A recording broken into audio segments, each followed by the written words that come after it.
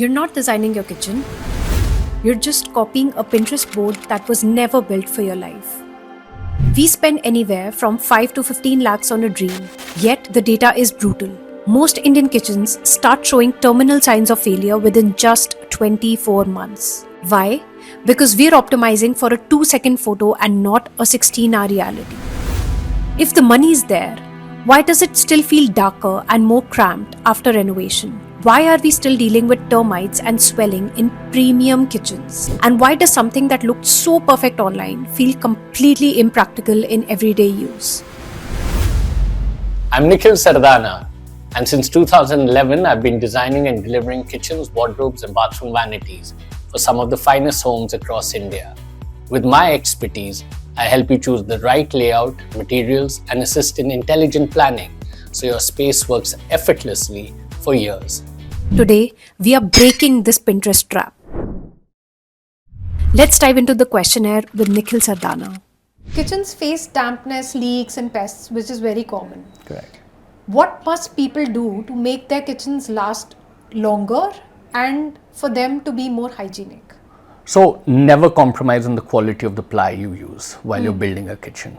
That is something we always encourage our clients to go in for, either top of the line ply or maybe HDHMR. And in fact, for the larger farmhouses we do and villas we do, which have additional outhouses and washing spaces and utilities, we even go up to the extent of doing stainless steel carcasses. So I think bearing in mind that there's a lot of moisture in Indian kitchens, I think this is very, very important. So countertops, what are your top picks for budget and premium? Well, premium Caesar stone, no doubt. They're the OGs of the quartz industry.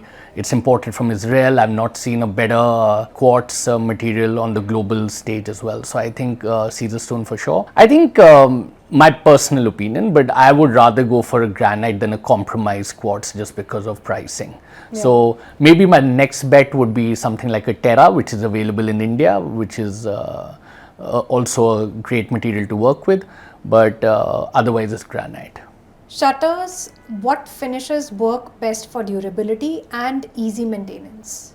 So laminate shutters is something that we do guide the clients to go in for if it's a completely staff driven kitchen. We obviously have ways in which we can break the monotony of the kitchen in terms of introducing glass elements, but because a lot of our kitchens are also staff driven, we can go in for high quality laminate kitchens. And also we at the high end, if the client has a budget available, we do porcelain shutters which look aesthetically gorgeous and they can deal with all the brunt of the wear and tear of the Indian kitchen. If someone cannot redo their entire kitchen, what accessories, shelving or storage upgrades can they opt for? So I'll give you a little bit of a disclaimer here before kicking off on this, Gunjan. Most accessories and fittings today available in the fitted furniture market are standardized, and you require the carcasses and the woodwork to be compatible with them and vice versa.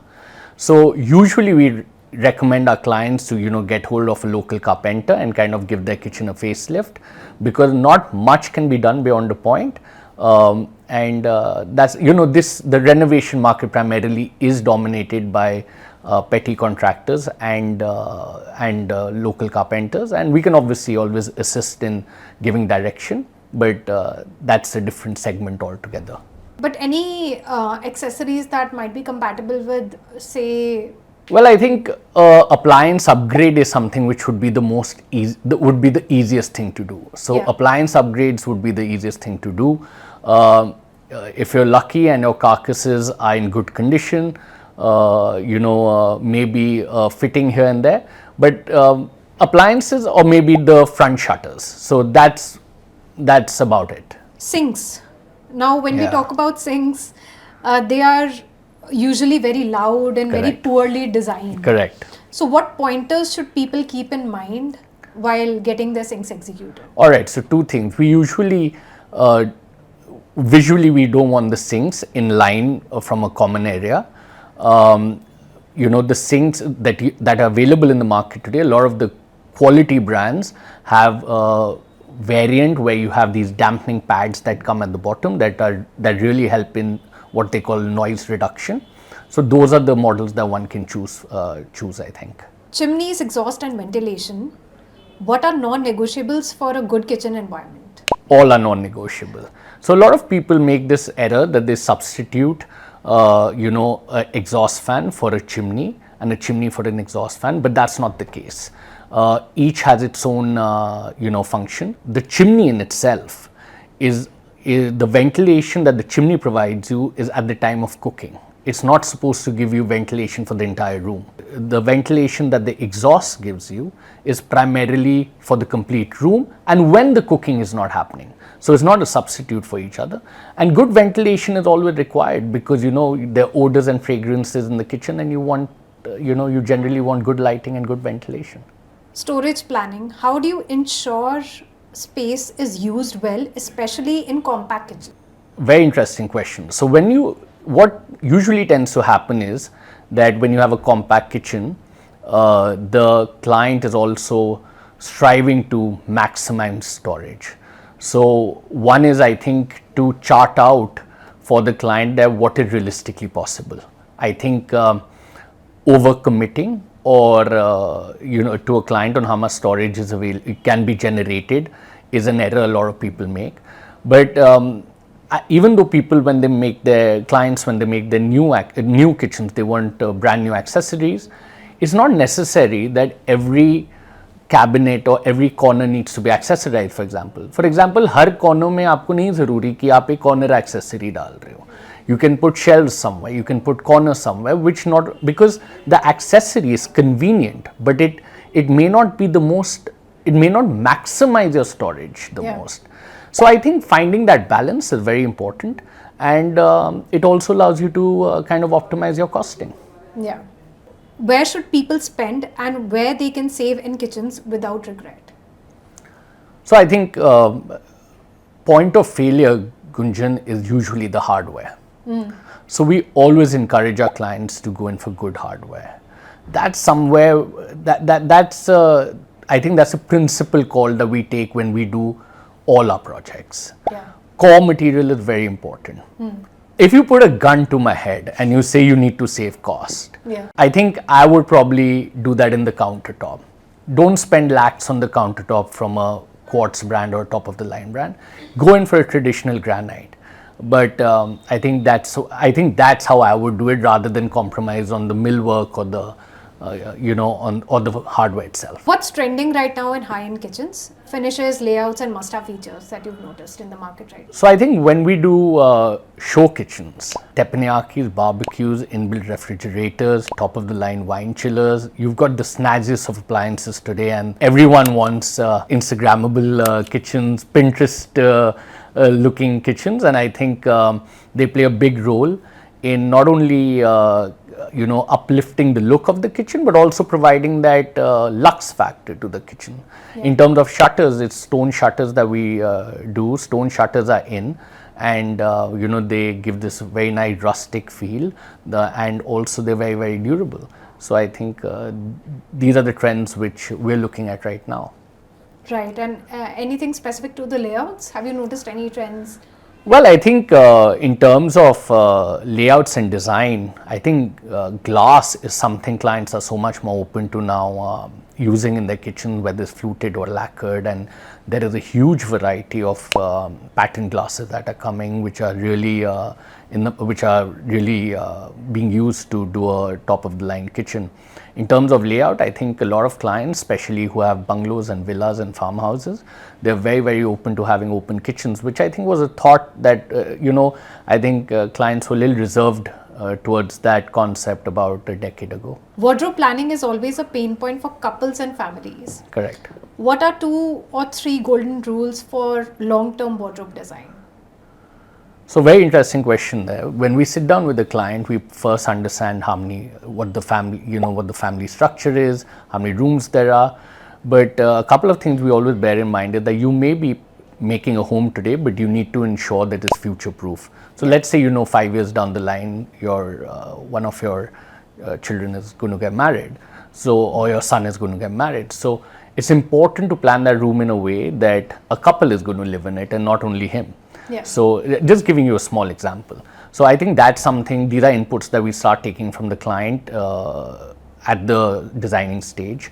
When you look at the modules itself, we are very careful, we are very particular about dividing spaces on day one, because every module is now customized for that individual who's going to use it. And not the other way around, that you've made the wardrobe and then you're trying to maximize it in the best possible way. Yeah. So I think, we are very, we have these very detailed and comprehensive conversations about mid hangings, long hangings, short hangings. Clients come to us with lists of what they want to kind of store in their cupboards, and I think it's very important. Detailed planning is important. Are there any common points of discussion, intense discussions that you've noticed when couples come to you with wardrobe designing? So I think how many wardrobes are too many wardrobes is a discussion which is something we've seen in the past 15 years. We have made some of the largest wardrobe spaces and they still feel that they fall short. So, but yes, we've seen 90-10 is the rule. Women, the lady of the house gets 90% of the storage, and the gentleman gets just about 10% of the storage eventually. And that's a pain point. Right. What's the most common blunder that you've observed in wardrobe design? I think I wouldn't say blunder, but I think people really underrate lighting in a wardrobe. And I think lighting is key. I think it allows the visibility is a very big part. What you can see is a very big part of how you feel about your wardrobe. And I think corners shouldn't be cut there. So. Right. That's from a client's perspective, I believe. But what blunders do you see, say, designers make? I think niche depths. So when you're looking at depths, you go to a site and you see that the relevant depths are not left, and enough niche depth is not available. Like in our trade, we see that the minimum depth required for your wardrobe is about 2 feet. I think it's very important that we get the requisite depths, and at times we see on sites that we don't get them. So those are blunders that should be avoided. So can you walk us through your journey so far? How did you get into the space of kitchen and wardrobe? So when I was doing my graduation, I also started working with my dad for a few years. This was the time for a lot of people who are based in Delhi and Gurgaon when 2010, in fact, when Aralyas was coming up and luxury homes was making a foray into India. And I used to go meet all these clients because we were doing European kitchen appliances. And after that, I went for my postgrad to UK, and I used to travel a lot to Italy and Germany. And that's where we understood that, at a global level, what millwork is all about. And we saw an opportunity in that. And that's how, we actually got into it. A project that is closest to your heart, and what made it stand out? So, one of the projects that's closest to my heart is a project we did for a hotelier in Jaipur, where it was this very rustic looking villa, and the room where the show kitchen was just had 4 glass walls there. So you could see the kitchen from any side, and it was the center of the house, and the lady of the house was very passionate about her cooking. So I think that's a special one that I never forget. Right. I cherish. A challenging project that changed the way that you design today? I think over time, because of laws changing, the heights that are available in homes have really enhanced over time. And about 7 to 8 years ago, we were one of the first few players who had the ability to make very tall wardrobe shutters and ensure that they don't have any warpage or they don't bend, because we had this technology where we used to put a concealed straightener in that. So at that time it was a hook for us because very few people were doing it, but that's like become the norm in design today across industry. Yeah. But what was the challenging bit like in the project that you noticed, and something that kind of set a norm for any further design that you've taken up? Well, I think when you do tall shutters, Gunjan, is very important to have the relevant raw material available to execute that project. Yeah. And I think I'm talking about 2015 and 16, which is a decade ago. Material over, well, if I get technical, over 8 feet wide in terms of board sizes were not very readily available. So I think specially arranging material for that, getting that imported, Pine MDF was a very new concept. And I think that was a very, very challenging yet interesting part of the project. And it also did set the tone for future projects for us. So it was a big learning. Right. So can you walk us through your process when you're taking on a new project, right from the very first meeting you have with the client to the final handover? So usually when a client calls in, we either do a Zoom call or we do an online meeting, or we actually meet at the showroom. In our first meeting, we basically want to understand at what stage of the project are they already. Is it a very preliminary stage? Is it the right stage? Is it a very advanced stage? And then after that, we kind of understand from the clients what their exact requirements are in terms of what are the aesthetics, the functionality, how they use their kitchen or their wardrobes on a day-to-day basis, and that then allows us to plan better for them. We then issue out a presentation deck to them. We understand their budgets, and we work around a ballpark figure, which allows them to understand if we're on the same page. And once we kind of sign off, we obviously issue out shop drawings, detailed drawings, we make site visits, and then we deliver as per whatever has been discussed.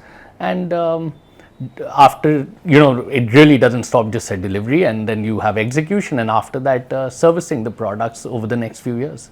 Right, sounds perfect. What can a client realistically expect from you, and what should they not expect from you as a consultant? So I think all discussion regarding the millwork and the kitchen in totality is something that comes under our purview. But I think a common misunderstanding, if I may say so, that clients have is that execution of MEP work or civil work comes under our domain, which is not the case. In 1 hour with you, what outcomes can they walk away with? So I think in an initial interaction that we have with the client, what's very important is that we understand what the exact requirement of the client is. For example, if there's a wardrobe or a kitchen which is to be rebuilt from scratch, obviously there are many more options open to a client versus a client who already has an existing kitchen or an existing wardrobe that just needs an upgrade, or someone who has already chosen a vendor, shortlisted a vendor, there's already work going on, and he or she requires a second opinion on the same. So I think basis that we can chart out a customized plan for the client or give them an input on sourcing or pricing, materialities, mood boards, basically whatever the subject encompasses. So I think it primarily is based on what the client's requirement is in terms of the knowledge that they would like from us. Okay, we're on to the rapid fire now. Okay. All right, it's a quick, fun rapid fire. Okay, fair. One kitchen detail you obsess over and one that always bothers you. Handle details. It's very important to see how the handle details kind of pan out depending on the materiality of the shutters. And I think one that always bothers me would be where the countertop grooves are coming. Okay. All right. Anything that the clients need to take care of when we're like designing the grooves or? So I think one is obviously they should be as seamless as possible, but more importantly the grooves shouldn't fall in line where the hob is or the sink is, because if your groove falls in line where the sink is, today or tomorrow that's going to lead to leakage or seepage, and where the hob is, you have spillovers from the hob, and that's going to basically just ruin the complete look of the countertop and also then eventually result in carcass damage. Right. Top 2 or 3 finishes you trust for heavy use kitchens? Well, again, laminate for sure. Laminate's like a go-to for anyone who wants a sturdy kitchen. What I would like to kind of expand on here is the fact that laminate has this very old stereotype of being a Sundar Sasta Tikau laminate, which is not the case anymore. You have imported laminates that come, which are absolutely fabulous. They're giving veneers a run for their money. Yeah. You have self-healing laminates that come, which if there's a scratch on a laminate, it can actually disappear by wiping it with a warm mop. So honestly, I think laminates it is, and also porcelain shutters, and yeah, so that's what we're looking at. Your favorite storage solution in kitchens? So I think in the past 2 years, we've seen a lot of these global hardware companies come out with corner accessories now actually that are pulled out completely versus when they could only be partially pulled out. Yeah. So I think that's big on utility for all clients, and yeah, I think that's one of our favorites nowadays. A kitchen trend that you think should die? So dustbins are important in kitchen, but you know, for the past 15 years, we've been seeing most kitchens with this flimsy looking 10-11 liter dustbin that comes under the sink cabinet. Yeah. I think that's a big no-no now, and I think you know, we have much better solutions that come which, you know, can come adjacent to the sink, but they're pull-out dustbins. They're large in volume. They don't need to be they don't need to be emptied out 5 times a day, and also they don't get damaged. Yeah. So I think that's something that we've been accommodating in our kitchens. Designers too often blunder kitchens. What's one mistake that you see even professionals repeat? So I think in order to get more storage, you know, I think people want greater wall space, but they don't realize that they're compromising on the windows in the kitchen, and that results in dark and dingy looking kitchens. So that's something that is a big no-no. All right. So, Nikhil, what do you think is broken in the landscape right now? Because you as an expert, I'm sure you notice like a lot of people go wrong with their kitchen correct. decisions, with their planning decisions, with their wardrobe decisions, Correct. right? What do you think is broken about the landscape right now, and where do you see hourly coming in?